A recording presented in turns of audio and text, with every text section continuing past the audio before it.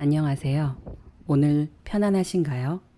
저는 얼마 전 서울대 심리학과 최인철 교수님의 강의를 듣게 되었는데요.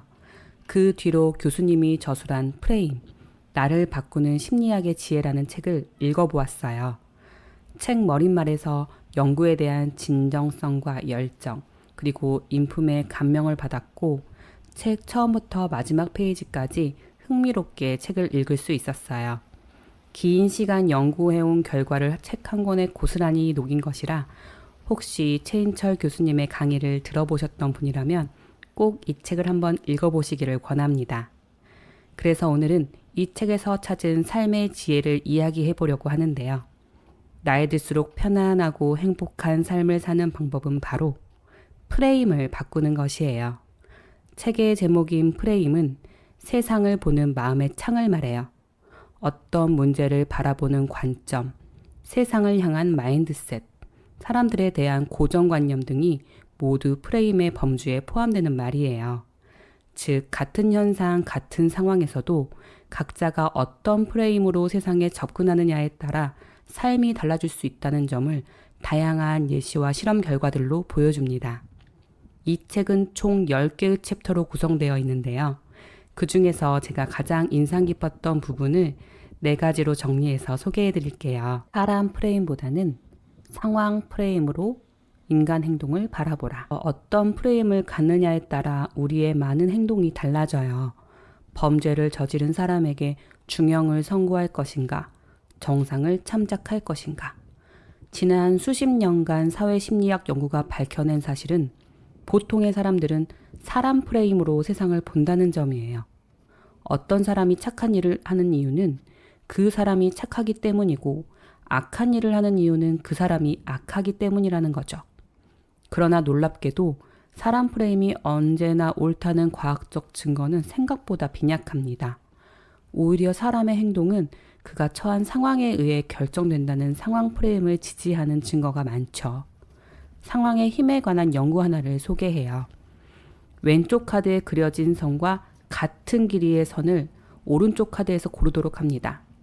혼자서 무엇이 답인지 고르도록 하면 정답률은 100%일 정도로 아주 쉬운 문제였어요. 하지만 다른 참가자들이 모두 오답을 선택하는 걸 보게 한 후 답을 고르게 할 때 40% 정도의 사람들은 눈에 보이는 분명한 정답을 저버리고 다수의 틀린 선택을 따라갑니다. 개인차도 뚜렷했는데 여러 번 반복된 실험에서 단 한 번도 다수에 동조하지 않고 모두 정답을 선택한 사람은 25%, 한 번이라도 다수를 따라간 사람은 75%였습니다. 그렇다면 모두 다수를 따라간 줏대라고는 전혀 없는 사람은 몇 프로나 되었을까요? 5%였습니다. 이 수치는 모든 인간이 예외 없이 항상 다수에 굴복하는 것은 아님을 보여주고 그런 나약한 사람은 극소수라는 것을 알려줍니다. 그러나 다수의 사람들은 가끔씩은 자신의 소신을 저버리고 다수의 의견에 동조하죠. 이 실험은 여러 가지 형태로 변형되어 반복했는데 그 중에서 상황의 위력을 더 극적으로 보여준 실험을 살펴볼게요. 이 실험에서는 동조자 한 명을 선택해서 그에게는 다수를 따르지 말고 정답을 고르게끔 합니다. 한마디로 피험자에게 자기 편 한 사람을 만들어준 거죠. 그랬더니 놀라운 결과가 나타났는데 정답률이 100%에 가깝게 회복된 것이에요.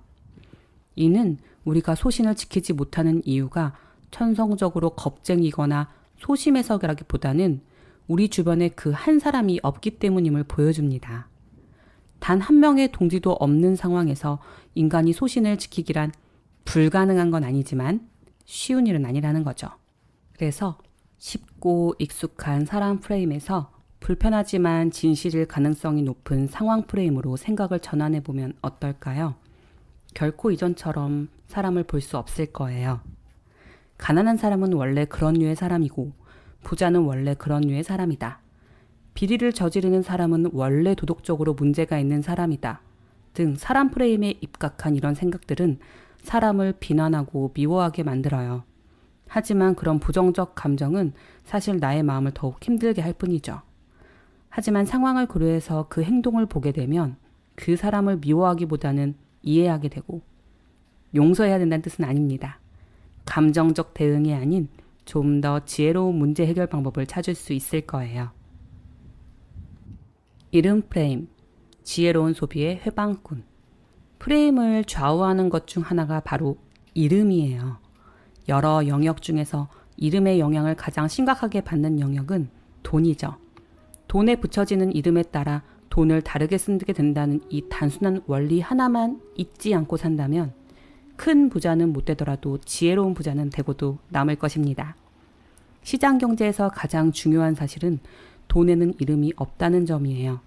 그러나 사람들은 돈의 출처에 따라 돈에 갖가지 이름을 붙이고는 마치 서로 다른 돈인 양 차별해서 쓰는 습관이 있죠. 특히 공돈이라는 이름을 붙게 되면 그 돈은 어차피 없었던 돈이라는 프레임이 작용해서 결국 돈을 쉽게 써버리고 맙니다. 또 공돈 못지않게 지혜롭지 않은 이름이 푼돈이에요. 액수가 적은 돈에는 습관적으로 푼돈이라는 이름이 붙는데 그 이름이 붙는 순간 그 돈은 쉽게 소비될 운명에 처하고 말죠. 예를 들면 연간 구독료로 가격을 제시하는 것보다는 권당 구독료로 제시하는 것이 잡지 구독료를 10에서 40%까지 올려준다는 보고가 있어요.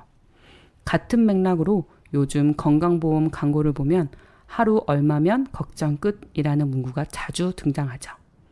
그렇다고 스크루지처럼 돈 한 푼 한 푼 세고 아끼라는 뜻은 아니겠죠.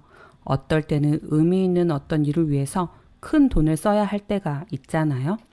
그래서 돈에 이름을 붙이게 되면 더 쉽게 소비를 조절할 수 있다는 이 심리적 기제를 이용해서 반대로 큰 소비도 쉽게 할 수 있을 거예요. 예를 들어 칠순기념 여행을 간다든가 하는 거 말이죠. 그럴 때만큼은 평생에 한 번 가는 여행인데 하고 기간을 늘려서 돈에 의미 있는 이름을 붙여보는 거예요. 쓸 때는 쓰고 아낄 때는 아낄 줄 아는, 돈 쓴 만족이 훨씬 오래가는 지혜로운 소비를 할 수 있을 거예요. 일상적으로 별 생각 없이 쓰는 많은 돈들의 이름표를 떼고 소비를 줄여보면 생각보다 내 삶에 큰 돈이 필요한 건 아니었다는 생각이 들더라고요. 우리가 편안하고 행복한 노후를 위해 준비해야 할 것 중 하나가 바로 경제적인 부분이잖아요. 젊을 때부터 감정적인 소비를 줄인다면 노후 대비에 있어서 경제적인 문제도 어느 정도 해결이 될 수 있을 것 같아요. 의미 중심의 프레임을 가져라. 환경미화원으로 일하는 아저씨가 있어요. 이른 새벽부터 악취와 먼지를 뒤집어 쓴 채 쓰레기통을 치우고 거리를 청소하는 일을 평생 해온 사람이었죠. 누가 봐도 쉽지 않은 일인데다 사람들에게 존경받는 직업도 아니고 월급이 많은 것도 아니에요. 그런데 신기하게도 표정이 늘 밝았어요. 하루는 그 점을 궁금하게 여기던 한 젊은이가 이유를 물었죠. 힘들지 않으시냐고. 어떻게 항상 그렇게 행복한 표정을 지을 수 있느냐고. 젊은이의 질문에 대한 환경미화원의 답이 걸작이었죠. 나는 지금 지구의 한 모퉁이를 청소하고 있다네. 이것이 바로 행복한 사람이 지닌 프레임이에요. 환경미화원 아저씨는 자신의 일을 돈벌이나 거리 청소가 아니라 지구를 청소하는 일로 프레임하고 있었던 것이죠. 지구를 청소하고 있다는 프레임은 단순한 돈벌이나 거리 청소의 프레임보다는 훨씬 상위 수준이고 의미 중심의 프레임이에요. 행복한 사람은 바로 이런 의미 중심으로 세상을 바라봅니다. 사람들이 자연스럽게 갖기 쉬운 프레임은 대개 하위 수준이라고 해요. 당장 먹고 살아야 하기 때문에, 귀찮아서, 남들도 다 안 하는데 뭘 등과 같은 생각은 하위 수준 프레임의 전형입니다. 그렇다면 상위 수준과 하위 수준 프레임을 나누는 결정적 차이가 무엇일까요?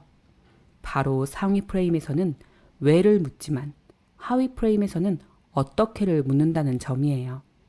상위 프레임은 왜 이 일이 필요한지 그 이유와 의미, 목표를 묻고 비전을 묻고 이상을 세우죠.